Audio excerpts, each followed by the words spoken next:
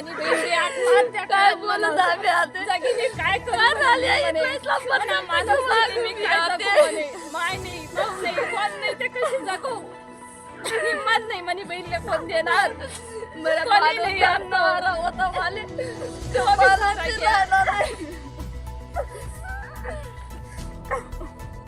शिंदखेडा तालुक्यातील आक्कडसे येथील कैलासवासी कैलास आत्माराम सैंदाणे यांची अल्पवयीन मुलगी गेल्या 4-5 महिन्यापूर्वी गावातून 2 विवाहितांनी दिवसाढवळ्या अपहरण करून घेऊन गेले.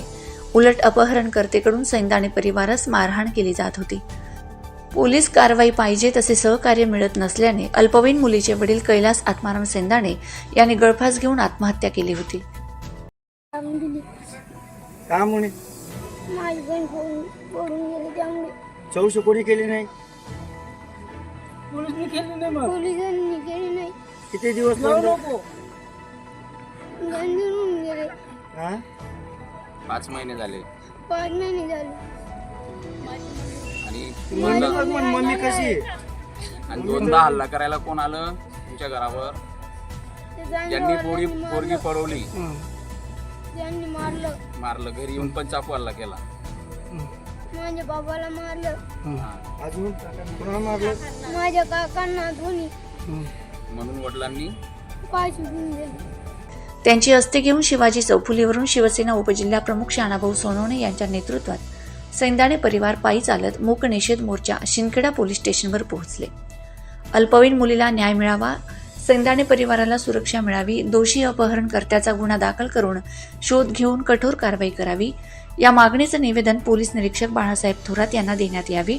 यावेळी शिवसेना उपजिल्हाप्रमुख तथा आदिवासी वाल्मिक सेना संस्थापक अध्यक्ष शानाभाऊ सोनवणे, मयतांच्या पत्नी रुपाली कैलास सेंदाणे, मुलगा विनायक सेंदाणे, मुलगी खुशी सेंदाणे, परी सेंदाणे, भाऊ योगेश सेंदाणे, वडील आत्माराम सेंदाणे, काका नारायण सेंदाणे यांसह गावातील समाज बांधव ग्रामस्थ हजर होते. प्रश्नचिन्ह न्यूज, यादवराव सावंत, शिंदखेडा. काल कैलास आत्माराम सैंदाणे या 39 वर्षीय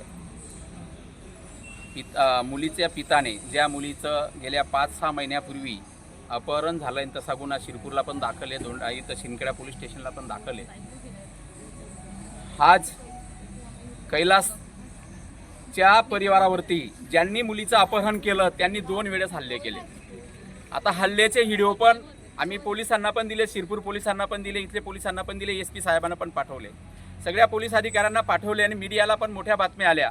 परंतु आजपर्यंत ना मुलीचा शोध लागला नाही, काही नाही. उलट अशी पहिली घटना आहे की ज्या परिवारातली मुली पडवतात ते गुंड लोक त्या परिवारावर परत चाकू हल्ला करणे, त्यांच्या तोंडातनं रक्त येईल एवढं मारहाण करणे आणि आम्हाला न्याय मिळत नाही.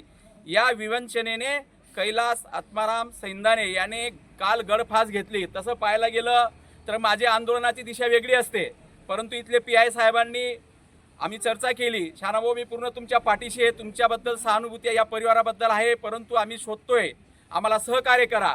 नाही तर कालच मी प्रेत इथं आणून ठेवणार होतो आणि त्यांचं विसर्जनच करणार नव्हतो. परंतु आज त्याचं काल विसर्जन करून त्याची जी अस्थी कैलासची, त्या अस्थीला तरी न्याय मिळेल. जोपर्यंत त्या आरोपींना अटक करत नाही, त्यांच्यावर मनुष्यवधाचा किंवा आत्महत्यास प्रवृत्त केला, ज्यांनी चांदश्याला मारलं, ज्यांनी घरी येऊन हल्ला केला, ज्यांनी मुलीला पळवलं, या सगळ्यांवरती तो गुन्हा दाखल झाला पाहिजे.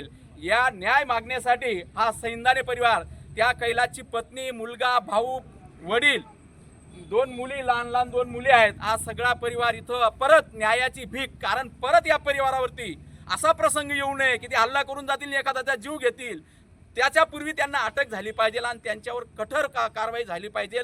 तोपर्यंत या कैलासची जी अस्थी आहे ती अस्थी पोलिसांपर्यंत आम्ही सुपूर्द करतो आणि जेव्हा आरोपी अटक होतील, आमची मुलगी कैलासची मुलगी घरी परत येईल, तेव्हा ती अस्थी आम्ही घेऊन जाऊ आणि तेव्हा तापी मातेला सुपूर्द करू. यासाठी आज हा सैंदाणे परिवार आणि त्यांच्यासोबत आमचे शिवसेनेचे, आमचे आदिवासी वाल्मिक सेनेचे पदाधिकारी, आम्ही सगळ्या त्या परिवाराबरोबर या ठिकाणी त्यांना सपोर्ट, त्यांना हिंमत यावी, त्यांना न्याय मिळावा या उद्देशाने या ठिकाणी आलोय. आज जेव्हा हा गुन्हा घडला 5 महिन्यापूर्वी जेव्हा ही मुलगी अपहरण झालं, तेव्हा गृहमंत्री आदरणीय देवेंद्र फडणवीस साहेब होते आणि आता ते मुख्यमंत्र्याची शपथ घेत आणि परत गृह खातं त्यांच्याचकडे.